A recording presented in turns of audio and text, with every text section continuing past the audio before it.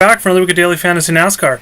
I'm Chris Durrell, and I'm here for DFSR.com to bring in my top DraftKings plays for the Hollywood Casino 400 at Kansas Speedway this weekend. So I'm going to start at my article on DFSR.com. This is my preview article. It comes out midweek.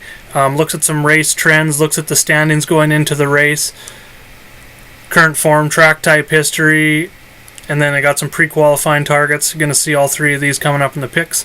But what we want to do here is click on the cheat sheet here, and it's going to open one similar to this. It's going to be view only, so what you're going to want to do is go to File, make a copy, name it whatever you'd like, and click OK. It's going to open another sheet, but this one's going to be editable. So you're going to be able to sort columns. So if you wanted to see DraftKings points per, the average DraftKings points per race on the intermediate tracks this year, click anywhere in this column F, and go up to Data and go Sort Z to A, highest to lowest. And then we've got it sorted, we've got the field sorted by those points. So I'm going to go back and sort by DK points, or DK salary. Something else you can do when you're in edit mode here and created your own copy is you can adjust the model. So this week so far I've got 60% weight on practice and qualifying, 40% weight on track history and current form. You can adjust any of those numbers, and what that's going to do is adjust the overall rank on the far left or the far right. So just a couple notes before we get into the picks here.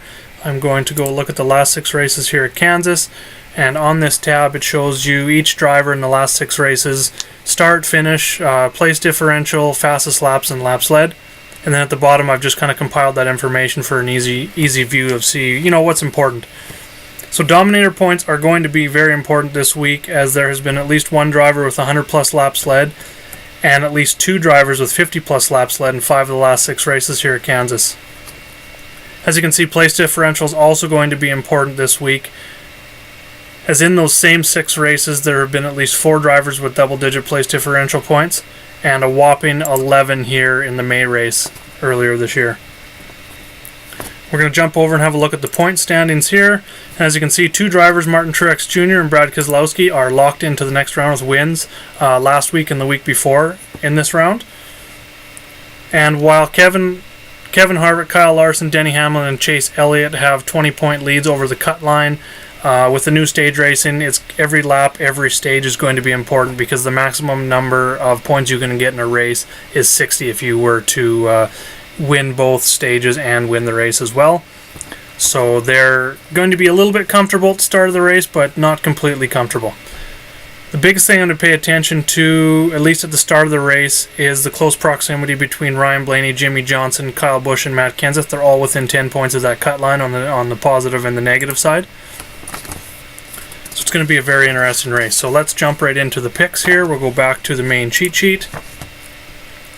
And I've highlighted in green my top picks, and the blue guys here are going to be my GPP plays, and we'll get into those in just a second. So it starts with Kevin Harvick this week. He's number 1 in my model. He's 9,600, so that's a terrific price. He's going to be safe in all formats.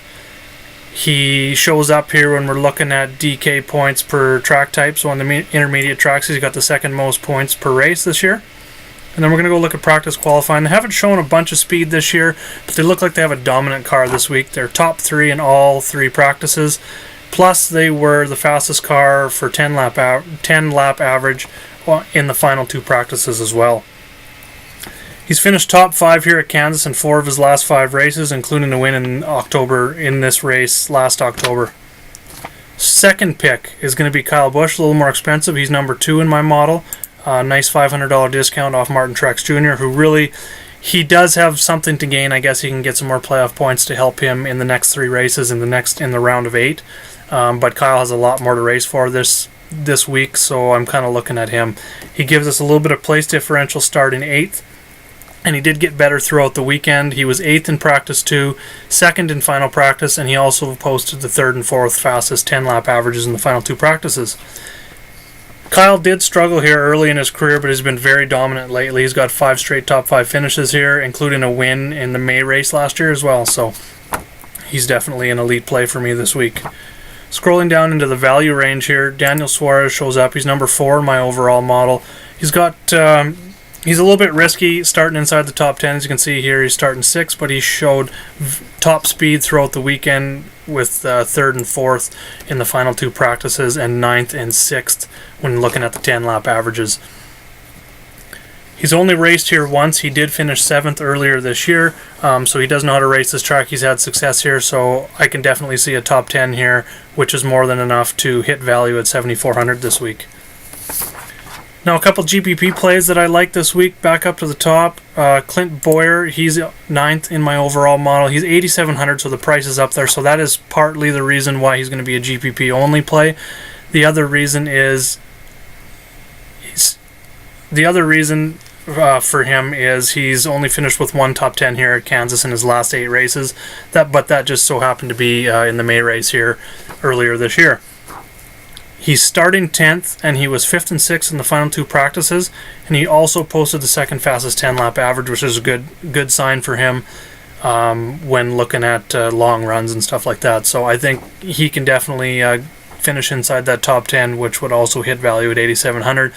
And with his track history being not so great, I think he's probably going to be a little bit lower owned as well. So the other guy going down into the value range is Chris Buescher. He shows up 18th in my overall model this week. But at 6,700, I think that's a really, really good value for him. He started 21st on Sunday, but he did post the 7th and 11th fastest speeds, and 20th isn't great for the 10-lap average, but in his 3 races here in his career, he's finished 18th, 21st, and 24th, so that I don't think a top 20 is totally out of the question, which would be more than enough to hit value at a price under 7K. Alright, those are my 5 core picks that I'm looking at for cash games and GPPs this week. If you have any questions about any other driver on the cheat sheet, definitely hit me up in the comments. You can also join me in the comments over here in the DFSR article or the chat room tomorrow morning. I'm going to be around for 3 or 4 hours before lineup lock as well. I also have a Twitter account at Jaeger_bombs9. You can hit me up with any questions there. I get that on my phone, so that's pretty much 24/7. I can help you out with any questions you have.